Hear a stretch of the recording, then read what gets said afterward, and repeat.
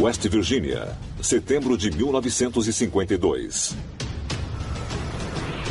Várias testemunhas dizem ter visto uma bola estranha de luz cruzar o céu noturno e pousar em uma área arborizada nas proximidades. Aqueles que investigaram o local do acidente afirmam ter visto uma criatura parecida com um pássaro, com 3 metros de altura e olhos vermelhos brilhantes. Era uma criatura humanoide enorme, medindo de 3 a 3,5 metros de altura. Tinha olhos brilhantes, em chamas, e emitia faíscas e flechas de luz. Foi descrito como tendo uma cabeça que parecia um capuz, não muito diferente de uma carta de as de espadas num baralho. Todo o grupo foi unânime em sua crença de que o objeto, ou a criatura, era totalmente real, que estava ligada ao sobrevoo da estranha luz e também à luz vermelha pulsante que eles viram. Curiosamente, a mitologia indígena americana também descreve uma criatura metade ave, metade humana, que conviveu com a humanidade no planeta há milhares de anos. Os Apaches tinham uma figura demoníaca, o homem coruja gigante, que petrificava as pessoas com o olhar. Era realmente uma presença aterrorizante que podia vir a qualquer momento, principalmente no céu noturno, quando as corujas voam. É um tema muito comum em diversas mitologias nativas americanas, que em algum momento no passado a Terra foi invadida por monstros assustadores de várias formas. E a Grande Coruja, ou Homem-Coruja, é uma dessas representações.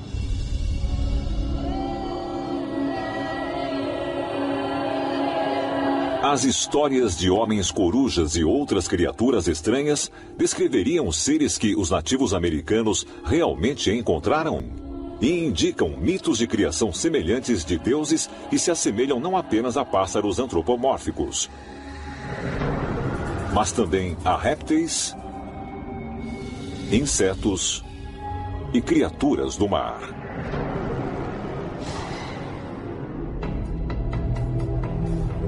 No mundo todo, nós temos estatuetas, esculturas, pinturas rupestres de criaturas muito bizarras, que podem ser encontradas em todos os continentes. E quando as comparamos, vemos que são incrivelmente semelhantes. Então é preciso saber se as estatuetas e esculturas dessas diversas representações dos supostos deuses estão realmente enraizadas em algum tipo de realidade. Será que nossos ancestrais realmente encontraram essas formas de vida inteligentes milhares de anos atrás? E se foi assim, o que eram? Se você estudar alguns dos autores clássicos antigos gregos e sumérios, você verá contos de sereias, em que existia uma ligação muito direta com os céus, com uma criatura parecida com peixe, que vem do espaço sideral. Existe alguma coisa aí que pode até não ter nada a ver com o nosso mundo biológico conhecido. Não só é real, como também sua existência é prova de que seres extraterrenos habitam as águas da Terra. Nós estamos, sem dúvida, lidando com algum tipo de espécie humanoide aquática inteligente que veio aqui como um visitante extraterreno do espaço sideral. Talvez mais pistas possam ser encontradas ao examinar as lendas das estranhas criaturas aquáticas que supostamente vieram das estrelas para a Terra.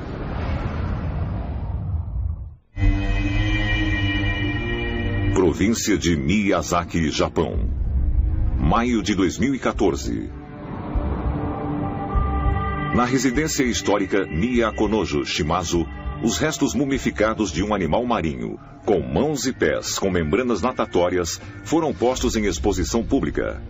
Descoberto em 1818, os ossos são os primeiros deste tipo a serem exibidos, e acredita-se que sejam do lendário Kappa, uma espécie de criatura humanoide anfíbia que supostamente habitava as águas do Japão.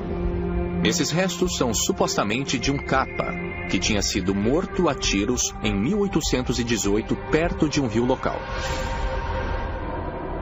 O Kappa, que significa filho da água, é uma criatura que geralmente tem 1,5 metro de altura. Ele tem pele escamosa e é geralmente da cor azul ou verde. Ele tem uma casca de tartaruga nas costas e tem um bico, assim como um tipo de carapaça em cima da cabeça, na qual sempre tem que carregar água. Se ele espirrar essa água, perde todo o seu poder e pode morrer dentro de um curto período de tempo. Então o Kappa é, basicamente, um demônio d'água. Acredita-se que o Kappa é muito malévolo, uma criatura muito violenta. E de fato as crianças são avisadas para ficarem longe de corpos d'água, senão o Kappa aparece para pegá-las e afogá-las. Embora os relatos do Kappa sejam raros nos tempos modernos, ainda existem avistamentos em áreas remotas, como na província Fukuoka. De fato, até hoje, placas podem ser encontradas perto de corpos de água por todo o Japão, alertando sobre o Kappa. Dizem que esses Kappas têm uma inteligência excepcional. Aparentemente, eles podem falar, apesar de ter um bico de ave. E agora, artefatos físicos reais do corpo do Kappa estão em exibição. Será que encontraremos marcadores genéticos que mostram claramente que ele pode não ser um animal terreno? É possível que os Kappas sejam similares a outras criaturas marinhas estranhas descobertas pelo HMS Challenger na década de 1870? Se a resposta for afirmativa, eles são nativos do planeta Terra, ou eles vieram para cá de algum lugar extraterreno. Talvez a resposta possa ser encontrada ao examinar os principais relatos históricos das sereias. Essas lendas sugerem que exista uma espécie altamente inteligente no oceano. E nós nem mesmo sabemos ao certo de onde ela vem.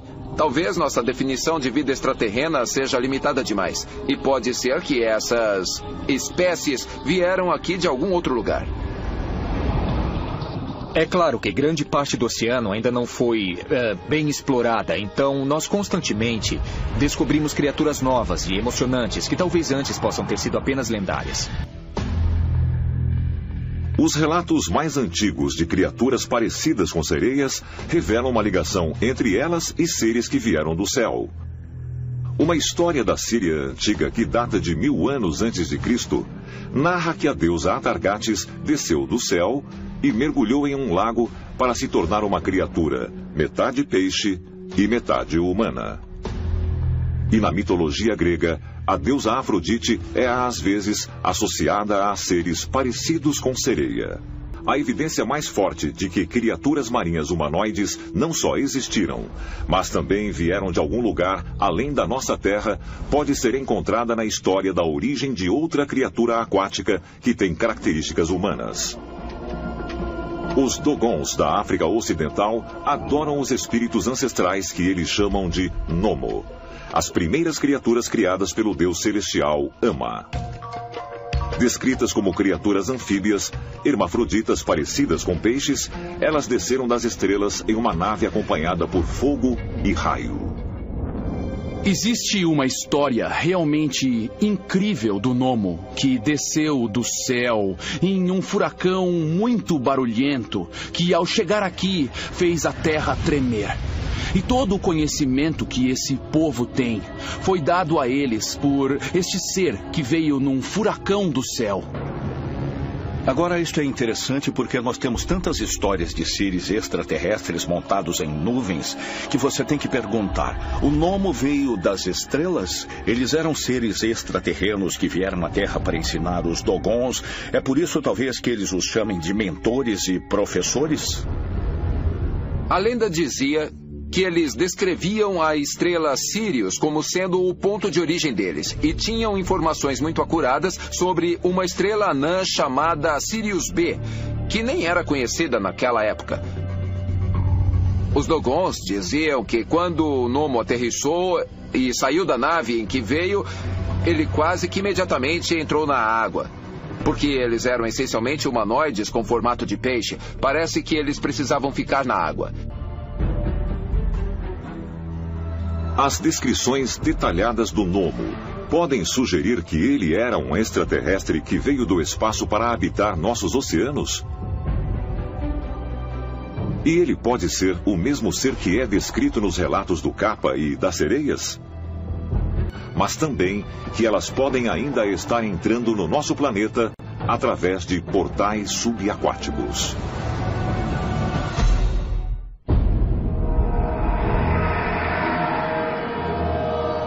Lago Champlain, 5 de julho de 1977. Enquanto dirigiam ao longo da costa leste ao norte de St. Albans, estado de Vermont, Sandra e Anthony Manzi pararam para deixar seus 2 filhos brincarem no lago. Quando eles começaram a entrar na água, Sandra percebeu uma agitação na superfície e uma coisa chocante.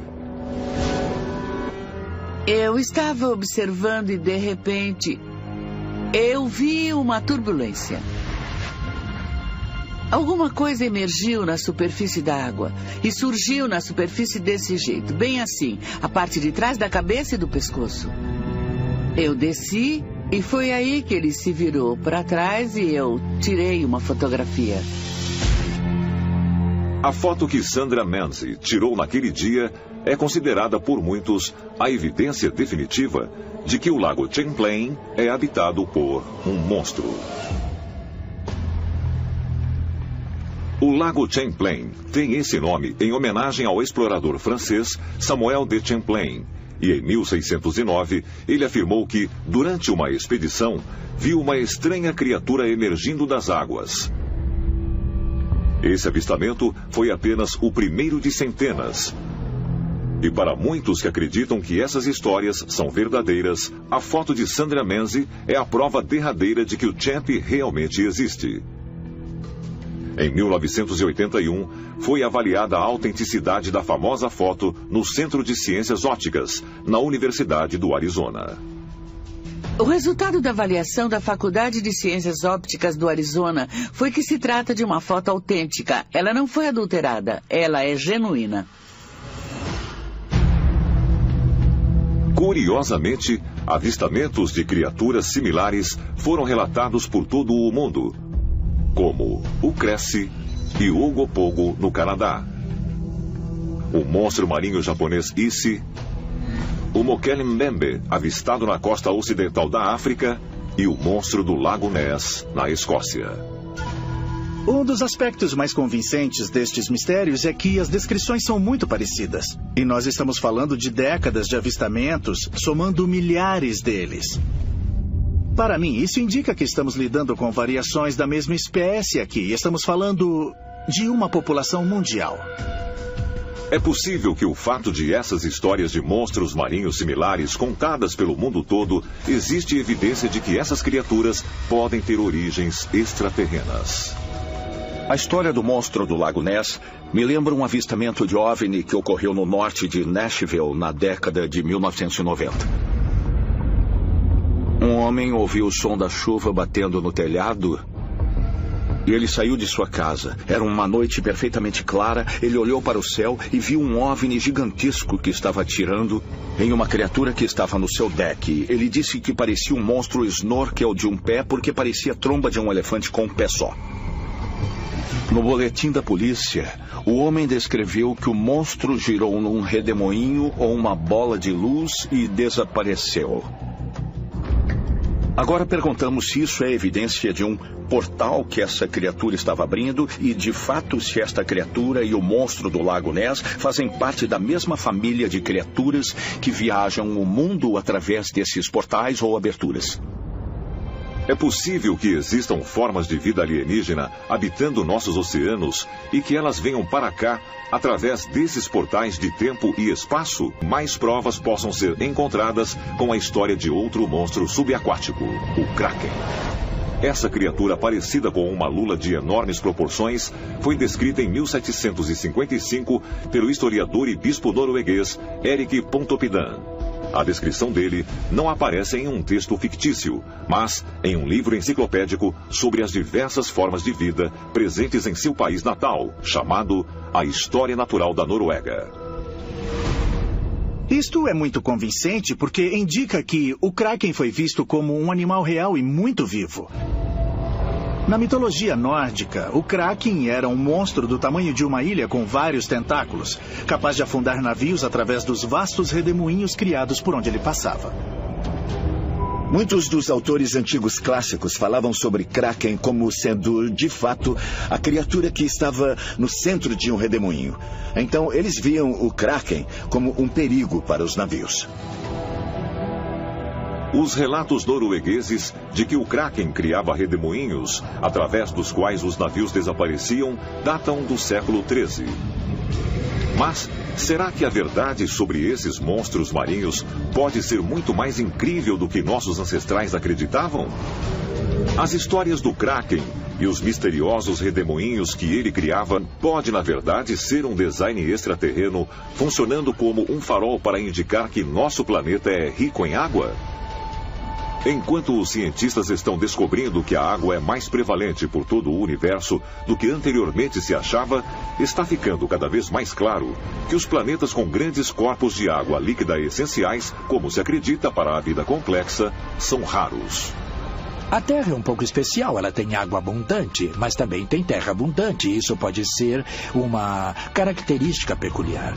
Mas levando em conta que a água líquida é tão crítica para a vida quanto sabemos, quando olhamos para os outros mundos, nós primeiramente procuramos água líquida. Se existe a vida inteligente num planeta que abriga vida baseada em água, então pode-se sugerir que o único outro planeta que essas criaturas vão procurar vida inteligente é onde também existe água. Enquanto estudava a vida marinha na costa da Itália, o estudante alemão de biologia, Christian Sommer, descobriu uma espécie microscópica com uma habilidade incrível. Ela nunca morre. O animal, uma água-viva chamada Turritopsis dorni, volta repetidamente para seu primeiro estado de pólipo e começa o ciclo de vida várias e várias vezes. Existe alguma coisa estranha nisso aqui. Existe alguma coisa que parece que não acontece nas outras formas de vida que nós já identificamos nos milhões e milhões de criaturas diferentes que habitam a Terra. Não existe limite teórico para o número de vezes que essa criatura consegue se reciclar. Isso desafia completamente todas as leis científicas conhecidas da biologia, como as entendemos hoje. Os cientistas apelidaram essa espécie de água-viva imortal e estão tentando desvendar os segredos biológicos na esperança de que ela possa ter a chave para aumentar o tempo de vida dos humanos. Mas como uma criatura incrível assim veio a existir primeiramente? É também possível que isso que estamos vendo seja uma série de ETs que podem estar visitando a Terra há centenas de milhares de anos e podem ter sistematicamente deixado aqui algumas criaturas favoritas de outros mundos biológicos muito similares com as nossas, que têm certos ingredientes especiais para que assim que nós alcancemos certo nível tecnológico, nós possamos adaptar essas qualidades na nossa própria vida. Um dos maiores avanços da biologia agora é que estamos pegando células tronco humanas, colocando em embriões de animais e depois esperando que se tornem um órgão humano. Trata-se de uma grande experimentação. Nós pudemos pegar uma molécula de DNA de um animal e destruir genes específicos. Nós conseguimos fazer isso durante um tempo, mas agora conseguimos substituí-los com genes específicos pela primeira vez, o que está formando vários monstros Frankenstein. E agora, o exemplo mais interessante que nós vimos, e para mim mais assustador, vem da China. onde pegaram um único gene, inseriram num Beagle e fizeram esse Beagle ter a musculatura 2 vezes mais forte que naturalmente ele teria. Esses animais são Super Beagles. Isso suscita a pergunta: se podemos fazer isso com um cão, podemos fazer com um humano? Com certeza. Esse poderia ser o primeiro passo de uma revolução biológica que vai nos permitir conquistar o tipo de habilidade que é comumente relatada na tradição antiga de deuses extraterrestres que visitaram a Terra. Frankfurt, Alemanha. Setembro de 2016. O físico alemão Dr. Claudius Gross, do Instituto de Física Teórica da Universidade Goethe, apresentou uma nova teoria intitulada o Projeto Gênesis, que propõe que a humanidade não deveria apenas procurar vida em planetas distantes, mas também criá-la. Então, na pesquisa exoplanetária, nós percebemos agora que existirão planetas que serão habitáveis, mas não terão vida. E normalmente as pessoas pensam, bom, que má sorte poderia ser uma segunda Terra. Mas isso nos oferece uma nova oportunidade para talvez levar vida a esses planetas. O projeto Gênesis propõe depositar organismos vivos com apenas uma célula em planetas sem vida. Se quisermos realmente começar isso, precisamos encontrar um mundo oxigenado. Depois, nós podemos colocar células como as nossas, que têm núcleo grande e podem se multiplicar e virar um grupo multicelular. De certo modo, esse tipo de semeadura que o professor Gross está querendo fazer no futuro próximo é exatamente o tipo de ação que os extraterrestres provavelmente fizeram no passado remoto. Com esse plano de transmitir a vida para outros planetas, os humanos de hoje estão imitando o que os extraterrestres fizeram na Terra? Nós estamos continuando um ciclo que se repete em todo o universo há muitos milhões de anos? O registro fóssil existente ali não necessariamente corresponde à evolução darwiniana. Porque não vemos criaturas intermediárias desta evolução que podem existir. Então, isso indica para mim uma influência externa.